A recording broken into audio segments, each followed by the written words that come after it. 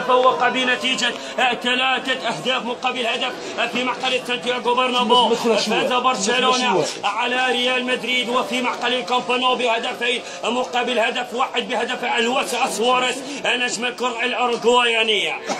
في ظل المعطيات وظل الأرشيفات والتاريخ أن مانشستر سيتي لم يذق طعم الفوز على ديار بلاوغرانا. يا بيليغريني نصيحة لمسلم لأخيه أنه أنصح بيليغريني أنه يقحم يايا توري ويجي فرناندينيو البرازيلي. أكيد مانشستر سيكون في نوج العطاء. خيبة الكرة للإنجليز بخروج سبيشلوان بخروج تشيلسي بلوز على يد لورون بلون على يد باريس سان جيرمان وخروج توتنهام على يد فيورنتينا وإقصاء ليفرتون على يد الدينامو كييف وخروج الإنجليز. كم هي خيبة للأرسنال لما كان الإقصاء على يد الموناكو على إمارة الموناكو في فرنسا.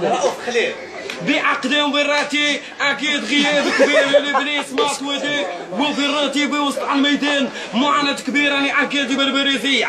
دياغو موتا نجم الكره الايطاليه بالمليمتر يا حبيبي وماسكيرانو في التصدي. شيء اعجب يا عمري شيء غريب ولا كره جنونيه بدايه كهربائيه من الكره الكتالونيه.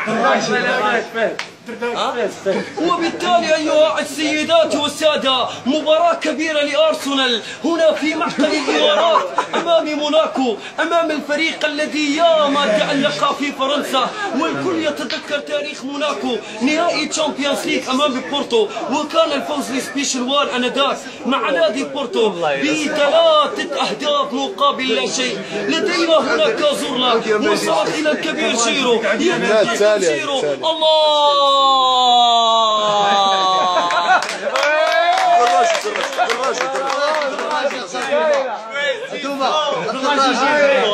دراجة دوما تماما اغلق كل المنافذ المنتخب الجزائري تماما اغلق كل المنافذ على المنتخب الالماني. لم يقدر لا توري كروز ولا شفاينشتايغر على تخطي منطقه الجزائر. المنتخب الجزائري حذر يا سفيان حذر يا سفيان. اطلبها سفيان الفاغوري وصلها له يا سفيان. اطلبها زميلك سفيان وصلها له. روح سمير طيدير سمير طيدير اوبا بابا بابا